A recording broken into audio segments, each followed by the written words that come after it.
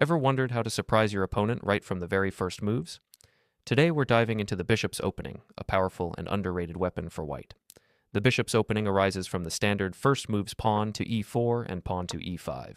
Then you play bishop to c4, which often takes your opponent out of their prepared opening lines, yet it remains a perfectly sound and classical setup.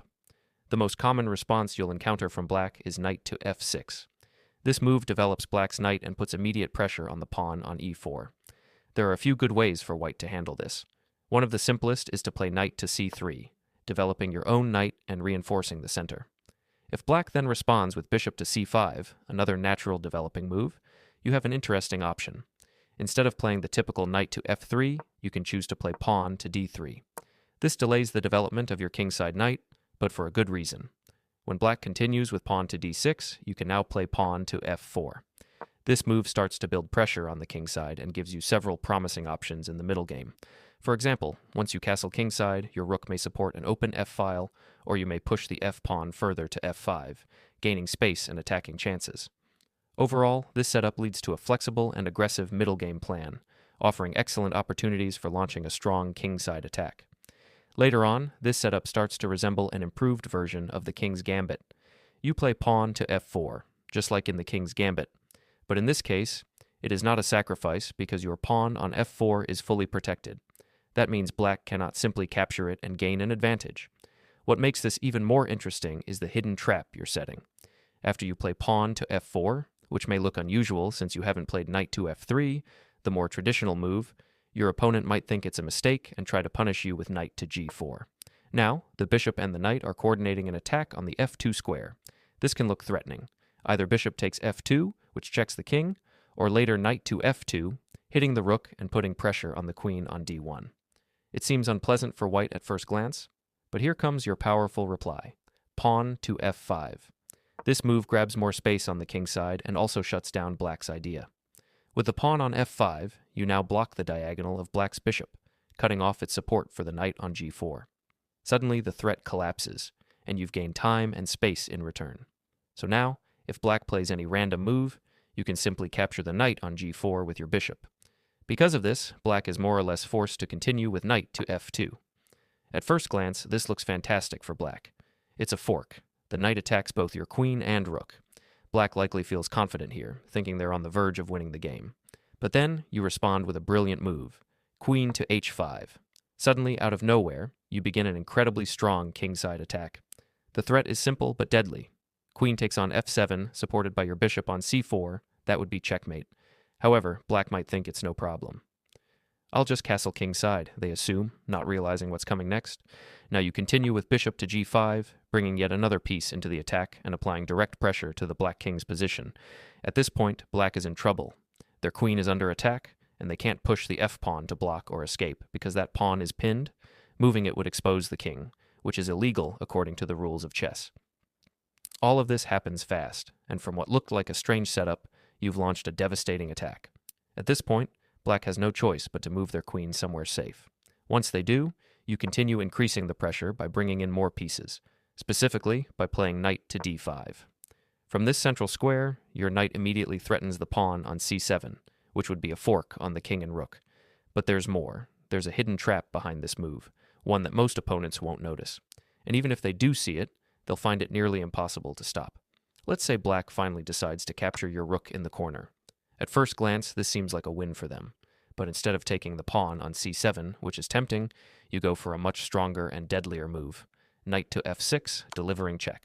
This is a discovered attack on the black king, and at the same time, your knight is now supporting your queen to take the pawn on h7, a major threat. Black is forced to capture the knight. Then, you follow up with bishop takes f6, maintaining your attacking momentum. The plan is now crystal clear. You play queen to g5, delivering check, and on the next move, it's queen to g7 checkmate. It's a beautiful and forcing sequence, and it all began with a setup that seemed calm and classical. Because you've built such strong domination on the king's side, there's simply nothing black can do to stop the attack. The checkmate is inevitable. It's a clear and convincing win for white, and the best part is, it's achieved with a setup that's both logical and risk-free. That's what makes this variation so powerful. Even if black doesn't fall for the trap, you still have a solid and comfortable position. But in practice, many players do fall for it. And when they do, the attack plays itself. Now, let's move on to trap number 2. What if someone decides to play the bishop's opening against you? Don't worry, we've got you covered. When they play the usual moves like bishop to c4 and knight to f6, one of the most aggressive ways for white is to play pawn to d4, putting immediate pressure on the center. From here, black might try to kick your knight away with pawn to f5. It looks like a strong move, but there's a powerful counterattack you need to know. Let's look at how black can respond to this push with pawn to d5, challenging white's center and freeing up space for black's pieces. This move basically solves black's problems by forcing white's bishop back and giving black room to develop comfortably. From here, the game can get very sharp.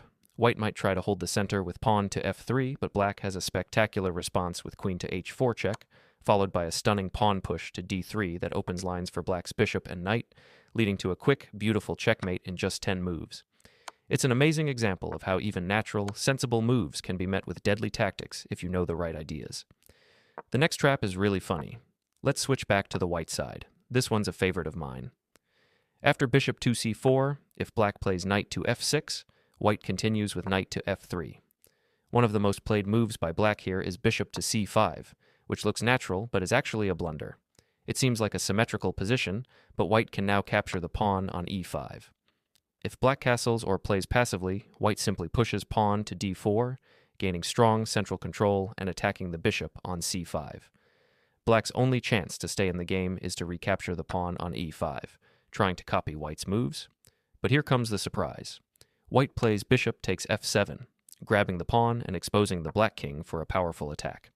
Black's bishop has to move, and now white plays pawn to d4, attacking the bishop and closing the diagonal. White gets a winning position effortlessly. It's almost funny to call it a trap. Black just blindly copies moves and walks into trouble. White is up a pawn, has an exposed black king, and easy development. The king is exposed and bishop is under attack. Next move, white play queen to f3. Totally dominant position.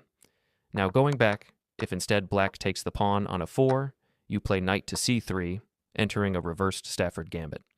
Black likely captures, you recapture with the pawn, and with the extra tempo, white gets a dangerous, crushing attack. With open lines and diagonals, white can quickly launch an attack, so black must be careful.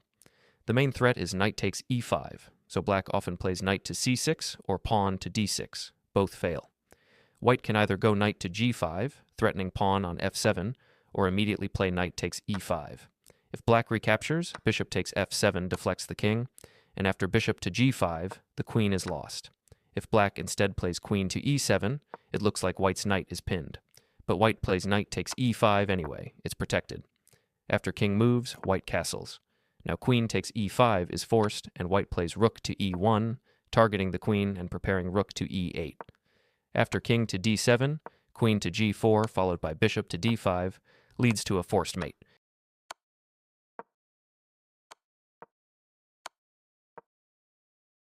Queen takes b5, checkmate.